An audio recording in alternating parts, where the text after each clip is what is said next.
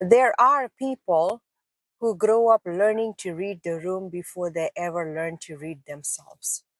An empathetic little girl often becomes an expert at survival. She notices the silence before an argument. She notices the change in someone's voice. She notices tension in faces, hidden pain behind smiles, sadness behind anger, and storms before they arrive. Not because she wanted to, because she had to. As a child, she thought love meant carrying what everyone else dropped. She thought love meant fixing broken people. She thought if she became softer, quieter, kinder, more understanding, maybe she could prevent pain from entering the room. She became a sponge, absorbing emotions that were never hers, holding burdens too heavy for small shoulders, trying to save people who were drowning while forgetting she couldn't breathe herself. And then she grew older and she met people who recognized that softness, not everyone comes to receive love. Some come to consume it. Some come wearing masks and beautiful words. Some come knowing exactly how to pull on guilt, confusion, fear, and sympathy. They learned the game: push and pull, love and distance, praise and criticism, warmth and coldness. A maze built to make someone question themselves. An empath who never healed can walk through that maze forever, thinking, if I just love harder, if I just understand them more, if I just sacrifice more of myself. But healing changes something. Healing is not becoming cold. Healing is becoming aware. She looked inward and finally sat with the little girl inside herself, the one who felt unseen, the one who thought her worth depended on how much pain she could carry, the one who confused survival with love. And for the first time, she said, I see you. I know why you learned this, but you don't have to survive anymore. Because empathy without boundaries can become self abandonment. And she began learning something powerful. Not every cry for help is her responsibility. Not every wounded person is ready to heal. Not every person who says they love you loves you in a healthy way. And she discovered that empathy is not saying yes to everything. Empathy is understanding. Boundaries are wisdom. You can care deeply for someone and still say no. You can understand someone's pain and still walk away. You can pray for someone and still protect your peace.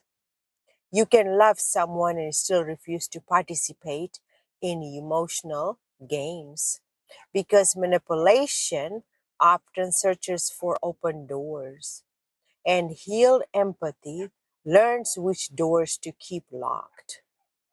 She no longer explained herself endlessly, no longer chased people who enjoyed being chased, no longer begged to be chosen, no longer shrank herself to fit into spaces too small for her soul.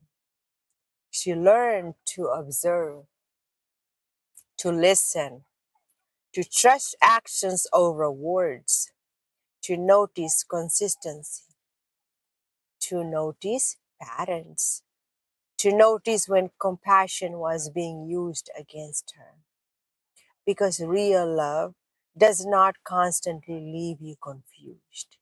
Real care does not demand pieces of your identity. Real connection does not require self destruction. And something beautiful happened. Once she stopped pouring all of herself into people who drained her, she finally had something left for herself, for the people who genuinely needed kindness, for the friend silently suffering, for the lonely soul carrying invisible pain, for the child needing comfort, for the stranger needing understanding, for the people who never asked to be saved but simply needed someone to care. Her empathy transformed. It was no longer a wound, it became a strength, no longer uncontrolled, waves crashing in every direction. It became an ocean with shores and boundaries, deep enough to hold love, strong enough to withstand storms, wise enough to know who could enter its waters, because a healed empath does not stop loving. She simply learns that her heart is sacred, and sacred things are not meant to be handed to everyone. They're meant to be shared with people who honor them. She set down burdens that were never hers to carry, not with anger, not with hatred, not with a desire for revenge, just with understanding.